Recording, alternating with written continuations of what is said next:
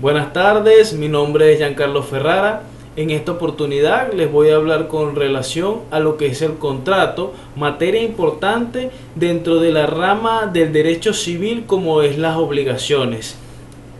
Podríamos decir que remota desde la época del romano, el cual tenía como nombre acuerdos o convenios que se consentían de dos o más personas que avivesen sobre una cosa la cual deberían dar o prestar.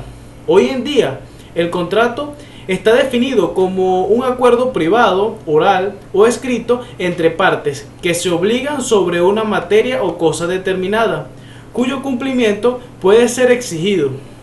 También podríamos decir que es un acuerdo de voluntades que genera derechos y obligaciones para las partes. Por ello, se señala que habrá contratos cuando varias personas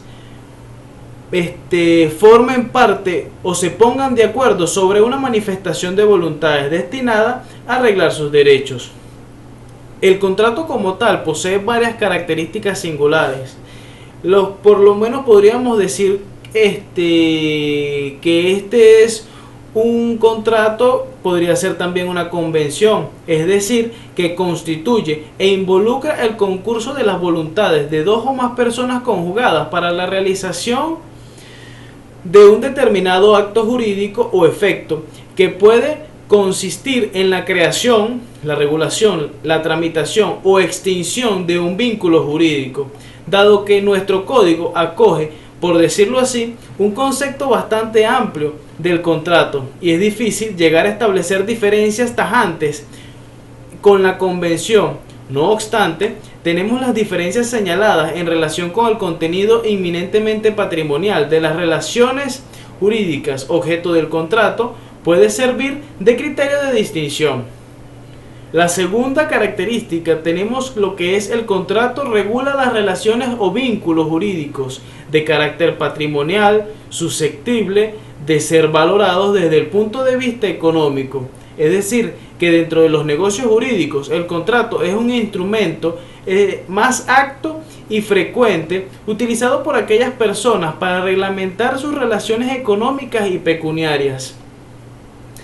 El contrato como tal produce efectos obligatorios para todas las partes, siendo el contrato el resultado de una libre manifestación de voluntades, las partes contratantes e imperando en el derecho moderno el principio consensualista. Es obvio que sea de obligatorio cumplimiento para las partes, quienes así lo han querido y consentido, en limitar sus respectivas voluntades. Y por último tenemos lo que es el contrato es fuente de obligación, es decir, que este constituye una de las principales fuentes de obligaciones, quizás la que engendra mayor número de relaciones obligatorias. No hay duda que es una de las figuras desencadenantes de derechos y deberes y comportamientos y conductas. Otro de los puntos a tratar dentro de este tema son la clasificación de los contratos. Existen muchos tipos de contratos, los cuales voy a mencionar uno por uno para que vayamos entendiendo poco a poco su desarrollo. Tenemos lo que son los contratos unilaterales y bilaterales. Estos se encuentran tipificados en nuestro Código Civil en su artículo 1134. Los unilaterales son aquellos en los que se crean obligaciones solo para una parte, y en los bilaterales son donde crean obligaciones en forma recíproca entre ambas partes. También existen los contratos plurilaterales, que poseen la misma característica de los bilaterales, ojo, pero esto con el mayor número de partes. También tenemos lo que son los contratos onerosos y los gratuitos, los cuales se encuentran tipificados en nuestro artículo 1135 del Código Civil. Los contratos onerosos, existen gravámenes y beneficios recíprocos. Esto significa que ambas partes realizan sacrificios equivalentes en los contratos de tipo gratuito.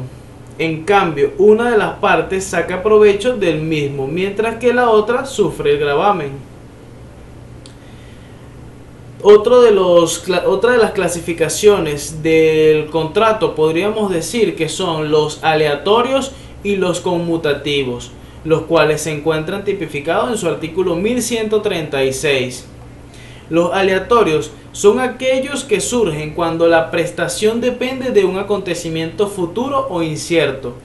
Al momento de contratar, no se saben las ganancias o pérdidas hasta el momento que se realice el acontecimiento futuro, mientras que los conmutativos es aquel contrato en el cual las prestaciones se deben, las partes son ciertas desde el momento en que se celebra el acto jurídico. Un ejemplo muy claro de este es una compra y venta de una casa. También tenemos lo que son los contratos consensuales y los contratos reales. El consensual es el consentimiento de las partes.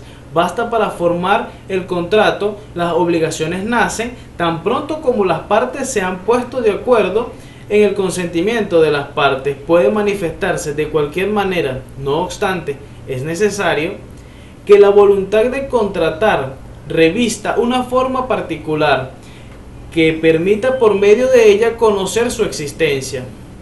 Y el contrato real queda concluido desde el momento en que una de las partes haya hecho a la otra una tradición o podríamos decir una entrega sobre la cosa que versare el contrato. También tenemos lo que son los contratos nominados y los innominados. Los nominados son aquellos que se encuentran previstos y regulados por la ley, mientras que los innominados es aquel que la ley no tiene nada previsto en un nombre específico debido a que sus características no se encuentran reguladas por ella. Estos pueden ser un híbrido entre muchos contratos o simplemente un complemento nuevo. Y por último tenemos lo que son los contratos principales y accesorios. Los principales es aquel que existe por sí mismo, en tanto que los accesorios solo dependen de un contrato principal. Es decir, que si el accesorio sigue la suerte del principal por la nulidad o la inexistencia de los primeros, se originan a su vez la nulidad o la inexistencia del contrato accesorio, los cuales son llamados garantía. ¿Por qué? Porque generalmente se constituyen para garantizar el cumplimiento de una obligación que repercute principalmente y está formado para cubrir la garantía y pueda ser personal, como la finanza, en que una persona se obliga a pagar al deudor si éste no lo hace, o real, como el de una hipoteca, el de una prenda, que constituyan el derecho real sobre el bien enajenado para garantizar el cumplimiento de una obligación y su preferencia en el pago. También tenemos como lo son los contratos constitutivos y los declarativos. Los constitutivos son aquellos que generan nuevas situaciones jurídicas, como lo es una consecuencia de efecto desde el momento en que se celebra. En los contratos declarativos, por lo contrario, preexiste una relación o situación jurídica que define tanto hacia adelante en los efectos que producen son retroactivos hacia las partes. ¿Cómo se forma un contrato? Este se forma a través de un acuerdo entre voluntades. El contrato necesita de la manifestación inequívoca de la voluntad de las partes que conforman un acto jurídico. Así cuesta, las partes contratantes expresan su voluntad en el momento en que se forma el contrato. Se denomina entre presentes, y cuando la manifestación de la voluntad se da en momentos diferentes, se denomina entre ausentes. El contrato entre personas entrará en vigencia desde el momento de la manifestación simultánea de las voluntades, mientras que el contrato entre ausentes solo hasta que el último contratante haya dado su manifestación. Y lo que es la oferta del contrato es una manifestación de voluntades realizadas por una persona dirigida a un sujeto determinado o no para celebrar un contrato, y que debe contener todos los elementos para su existencia. ¿Cuáles son los elementos de un contrato? Esto a su vez se subdividen en dos, los cuales son elementos esenciales para la existencia de un contrato y elementos esenciales para la validez de un contrato. Los elementos esenciales para la existencia de un contrato son el consentimiento, el objeto y la causa. Sin falta alguna de estos elementos no existiría el contrato, no podrán nacer las obligaciones contractuales, y este se encuentra establecido en nuestro artículo 1141 del Código Civil. Mientras que los elementos esenciales de la validez del contrato son la capacidad y el consentimiento válido. Si falta alguno de estos elementos, el contrato no existe y no nace la vida jurídica. Este también se encuentra tipificado en nuestro Código Civil, en su artículo 1142. Los elementos de existencia son, como habíamos dicho anteriormente, es el consentimiento, el objeto y la causa. El consentimiento no es más que una manifestación de voluntades deliberada, consciente y libre, que expresa el acuerdo de un sujeto de derecho respecto a un acto externo, propio o ajeno. Mientras que el objeto puede ser objeto de contrato todas las cosas que no están fuera del comercio humano. Aún las futuras pueden ser igualmente objetos de contrato todos los servicios que no sean contratarios a las leyes o a las buenas costumbres. Y la causa es el motivo determinante que llevó a las partes a celebrar el contrato. Un contrato no tiene causa cuando las manifestaciones de voluntades no se corresponden en las funciones sociales que permite cumplir, tampoco cuando se simula o se finge una causa.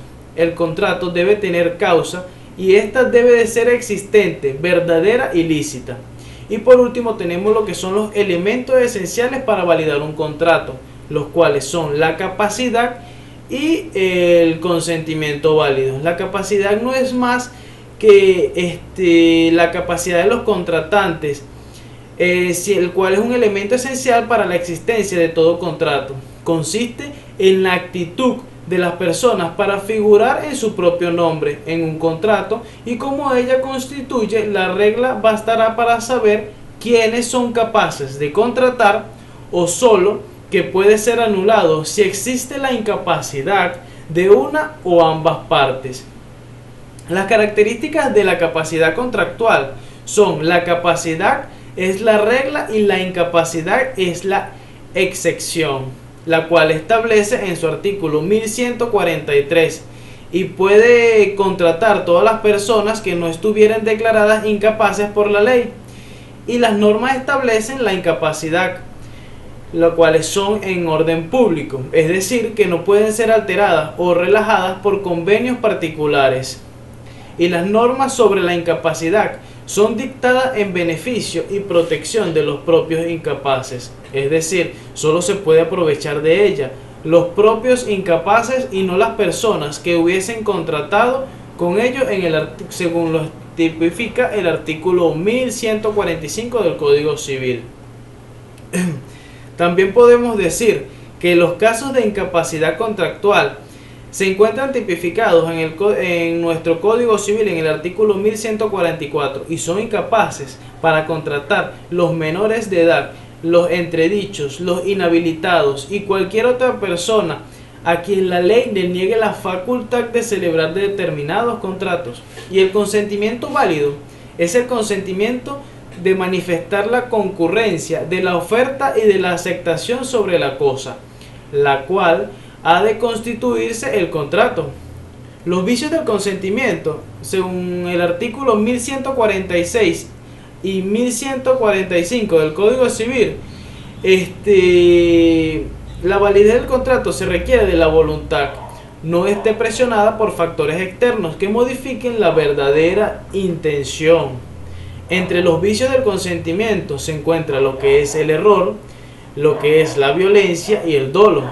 Como todos sabemos, el error existe en una equivocación sobre el objeto del contrato o sobre alguno de sus aspectos esenciales, mientras que la violencia surge cuando se ejerce una fuerza irresistible que causa un grave temor a una de las partes del contrato o a una de las partes que haya abusado de la debilidad de la otra. Y por último tenemos el dolo, que es todo medio artificioso contrario a la buena fe, empleado con el propósito de engañar para hacer a una persona consentir un contrato, y es considerado como dolo.